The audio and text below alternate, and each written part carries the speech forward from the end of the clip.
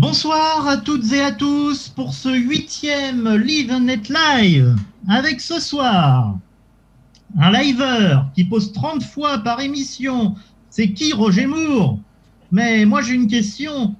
Au fait, c'est qui Patrice Godin? Bonsoir Patrice.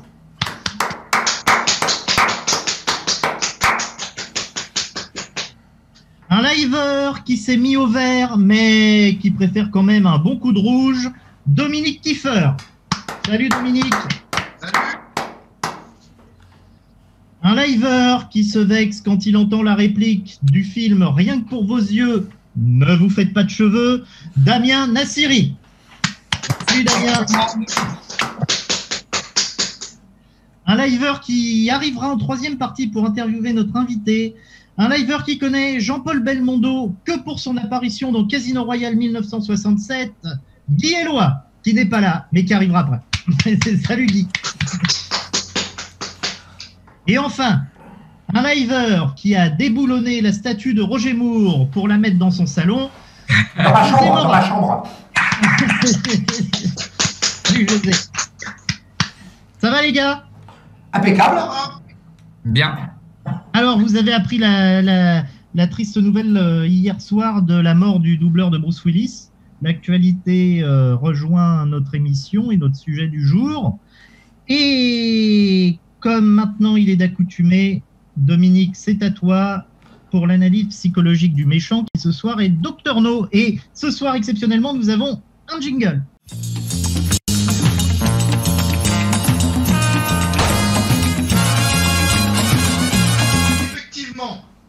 Pour cette seconde chronique, je vais aborder le cas du Dr No.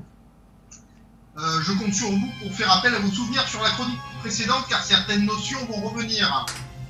Donc j'espère que vous avez bien appris vos leçons. Alors, qu'observe-t-on chez le Dr No, Julius de son prénom, à l'instar du créateur du capitaine Nemo, auquel le personnage est souvent comparé? On observe d'abord un côté reclus, comme son presque homonyme du Nautilus.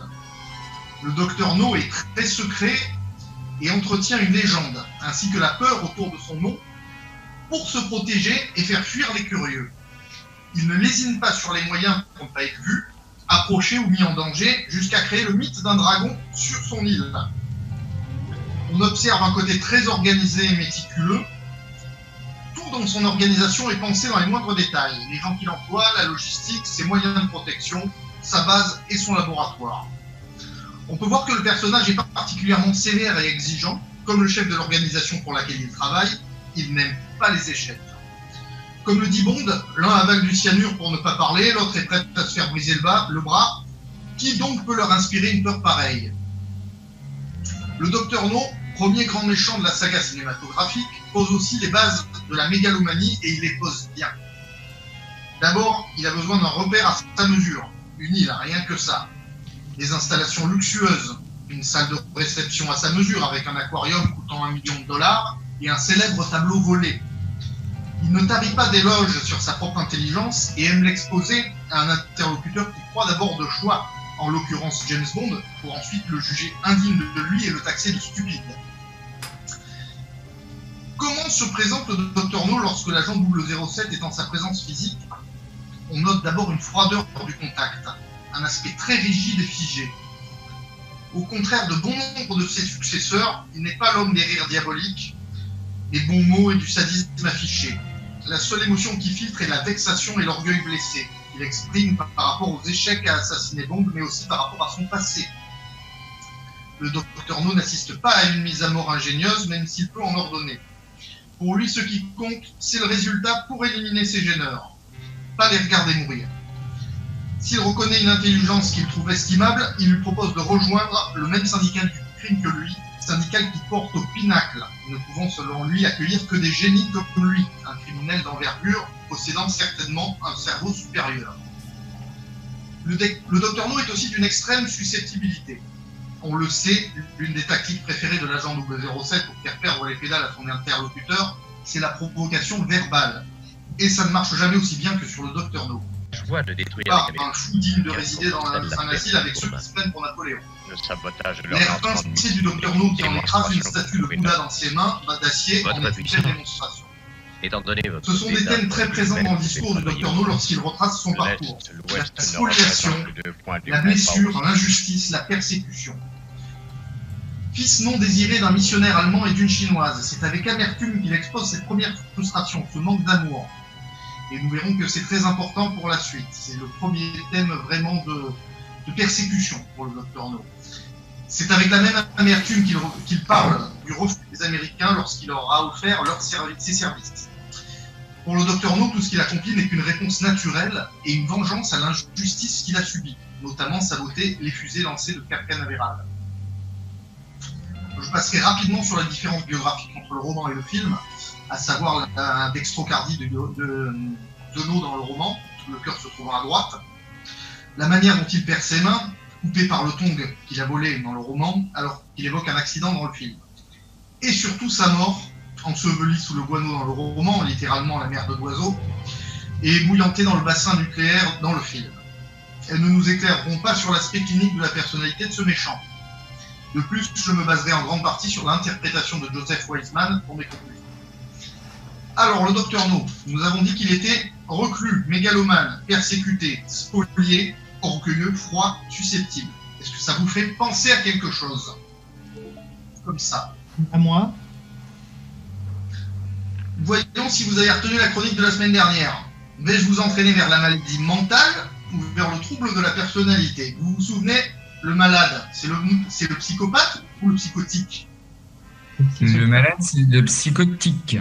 Bien, Damien, bien vu, il a révisé ses leçons. Il y en a un qui fuit. Et par contre, la mégalomanie, du coup, tu peux préciser un petit peu ce que c'est techniquement pour ceux qui ne connaissent pas? La mégalomanie, c'est ce qu'on pourrait taxer de folie des grandeurs. C'est quelqu'un qui se croit, pour reprendre l'expression de Bond, plus grand qu'il n'est, comme le docteur No sur cette île. Donc, c'est quelqu'un qui a une haute opinion humaine. Dominique, il y a Paul-François Bénini qui dit à Damien qu'il a fait sa fiche de lecture. Exactement. Non, c'est que j'écoute Dominique, c'est très intéressant. Et du coup, la mégalomanie, mais merci Paul-François, la mégalomanie, du coup, c'est une maladie alors? Alors non, la mégalomanie, ça serait plutôt un trait de caractère, mais ça peut être un symptôme dans la maladie que je vais évoquer. Ça fait partie des symptômes. Après, tu as des mégalomanes qui ne sont pas, pour ainsi dire, forcément des malades mentaux. Ce qui est récurrent, en fait, dans quasiment la plupart des méchants de James Bond, en fait. Ils sont tous un peu mégalomanes. Ce que je ne dirais pas systématiquement, parce que tu as quelques crapules chez qui l'appât du gain prédomine, mais effectivement, on va voir que c'est prédominant dans les vilains de James Bond. Donc, voici mon hypothèse. Pour moi, on est dans le champ de la maladie mentale. À mon sens, Julius No est donc psychotique. Mais de quelle psychose s'agit-il? Pour moi, c'est un fleuron de l'espèce des paranoïaques. La paranoïa, allez, une petite définition, c'est une pathologie mentale manifestée par des difficultés relationnelles, des troubles du comportement et un sentiment de persécution, pouvant aller jusqu'à un point d'irrationalité et de délire. Parmi tous les symptômes et caractéristiques, on retrouve à peu près tout ce que je viens de vous énumérer chez le docteur No. Souvenez-vous également que la semaine dernière, je vous ai énuméré des personnages historiques qui étaient probablement paranoïaques, comme Hitler ou Staline et la dynastie des dirigeants nord-coréens. Le côté reclus, voyager dans un train blindé ou se terrer dans un bunker, construire un monde à son image et se permettre le luxe et les caprices. Ça vous parle? Qu'il s'agisse d'un tableau volé, du meilleur Dom Pérignon ou d'un harem ou de salles de projection privées. Est-ce que ça vous parle également?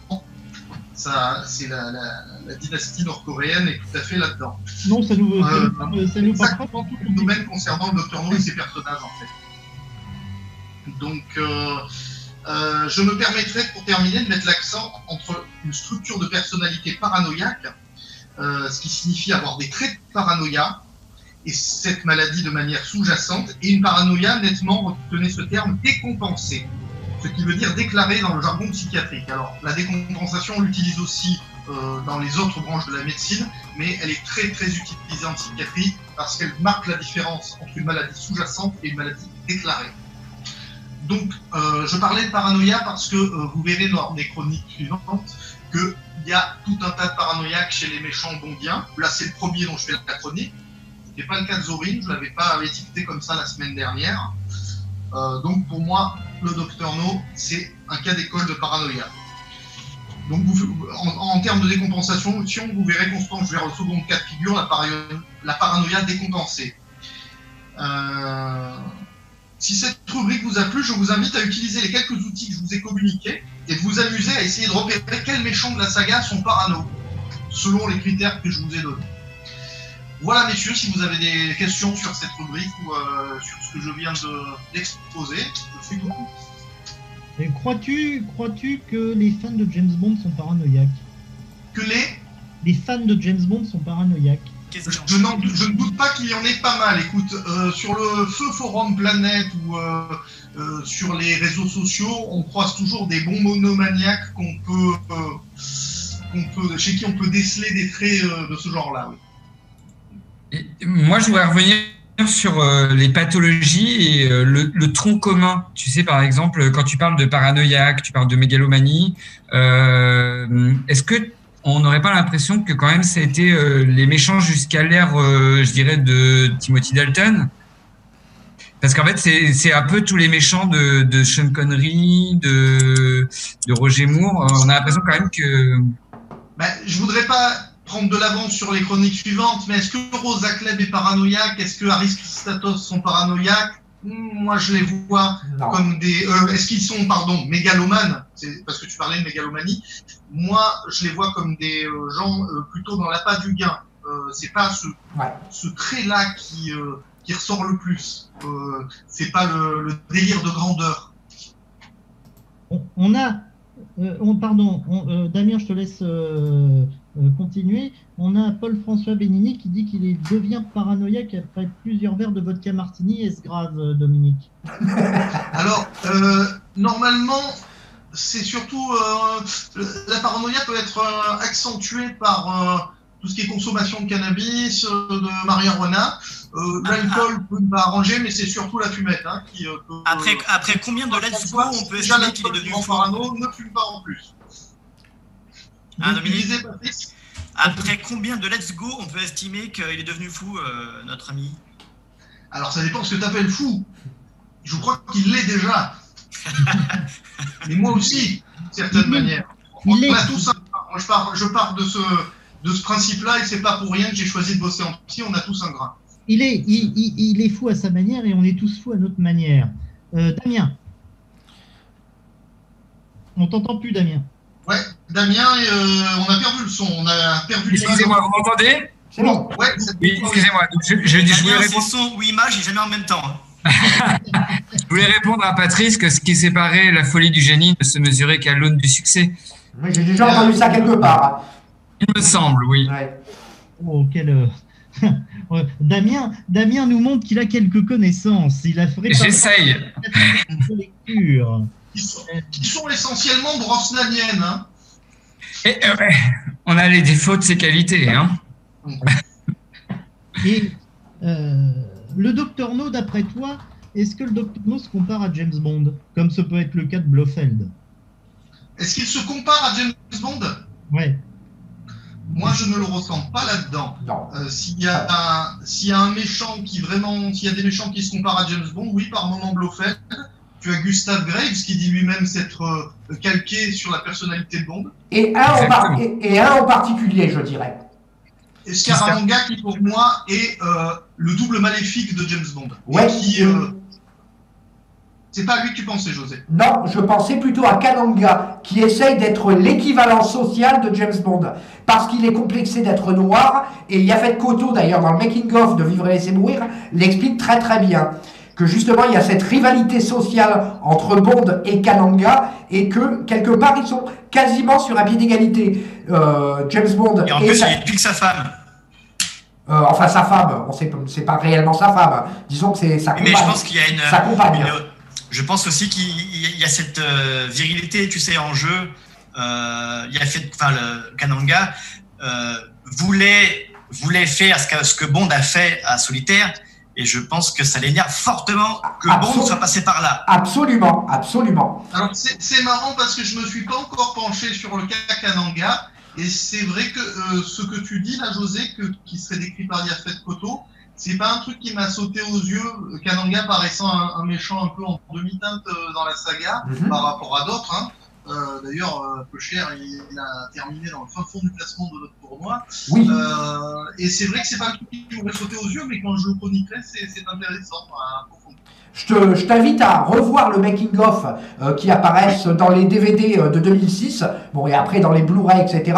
Yaphet Kotto, d'ailleurs, l'explique très très bien. En fait, il voit Bond comme un rival socialement, même s'ils sont sur deux statures différentes.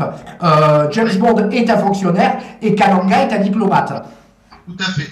Après, pour revenir au Dr No, non, je ne crois pas qu'il se compare un instant à Bond, si ce n'est qu'au départ, il le pense suffisamment intelligent pour lui prêter attention et qu'après, il le rabaisse complètement. Pour lui, ça n'est qu'un flic stupide. Alors, excusez-moi, je fais un point sur les réseaux sociaux. On a Jean-Baptiste Hassler qui nous a dit bonsoir et on le salue. Jean-Baptiste Hassler qui nous dit que Scaramanga, alors visiblement, il est fan de Scaramanga. Scaramanga, le nec plus ultra, rival plus sexuel que social pour moi. Oui, c'est pas faux. C'est pas faux. Et pour lui ou Bond? Comment? Pour lui ou James Bond? C'est un rival pour lui, apparemment. Oui, sans doute. On va demander Jean-Baptiste, est-ce que Scaramanga est un rival sexuel pour toi ou pour James Bond? C'est souvent le cas, Mathieu. Regarde par exemple le cas de Largo qui se fait souffler Domino par James Bond. Regarde le cas de Silva qui se fait souffler Séverine par James Bond. Et ça a été souvent le cas. À l'exception notable de Blofeld. Je ne crois pas qu'il se soit fait souffler Irma Bunt, par exemple. Ça a failli, il y a un moment, ça a failli. Hein. Silva, il était surtout jaloux de ne pas avoir serré James Bond. Ça, j'en suis pas certain. La scène est quand même assez ambiguë. J'en suis pas certain non plus. Mais il y a aussi un méchant dans lequel il n'y a pas de rivalité sexuelle. C'est dans Meurt un autre jour, parce que même si James Bond couche avec Miranda Frost, elle reste fidèle à Gustav Graves. Exactement. C'est le cas de Mayday dans Dangereusement Votre aussi. Oui, absolument. Il y a aussi Fiona Volpe. Aussi, mais ça c'est vraiment le cas atypique, Fiona Volpe. Parce que elle, contre vents et marées, elle n'aurait jamais accepté de changer de camp. Un petit peu comme Helga Brandt, quelque part. J'allais la citer aussi. Absolument. Après, Miranda Frost, elle était ennemie depuis très longtemps aussi dans l'histoire. Oui, c'est elle qui trahit James Bond dès le départ. Elle était agent double dès Absolument. le départ, ouais. C'est ce que j'allais dire, c'est un agent double, donc c'est un cas un petit peu particulier. Messieurs, pour terminer cette partie, on a Jean-Baptiste Hassler qui répond, il dit pour Bond et pour moi, pour Scaramanga, il fait entre parenthèses question de téton. Effectivement. Je pense que c'est un psychopathe, ce monsieur, en fait. Ah, c'est possible. On en parlait justement et il a bu de la vodka, je pense. Et Paul-François Benigni, let's go. Vous êtes plus pour un méchant féminin ou un méchant masculin? Je dirais à titre personnel que ça n'a pas d'importance. On a eu le débat il n'y a pas longtemps là sur le groupe. Ça fait longtemps, donc ça pourrait être sympa. Ouais, pourquoi pas. Ça fait longtemps qu'on n'a pas eu, donc ça peut être sympa. Mais une méchante, je crois qu'on n'a jamais eu une méchante toute seule. C'est-à-dire. Guy Marceau dans Le Monde ne suffit pas. Non, il y a Renard, il est là. Oui, Renard, il est là, il est présent. Oui, mais Sophie Marceau, c'est elle qui manipule Renard. Oui, bien sûr, c'est son plan, mais Renard est trop présent, en fait. Ah oui. Tu vois, une méchante, vraiment une méchante qui dirige tout toute seule. Ça pourrait être sympa. Oui, c'est arrivé dans un roman de John Garner, donc Mission particulière, où finalement c'est Lena Blofeld qui tire les ficelles. Justement, particulier. Elle est épaulée par Marcus Bismaker et par Walter Luxor, mais en fait finalement quand on regarde Blast from the Past de Raymond Manson, c'est pour le coup réellement Irma Bunt qui tire les ficelles.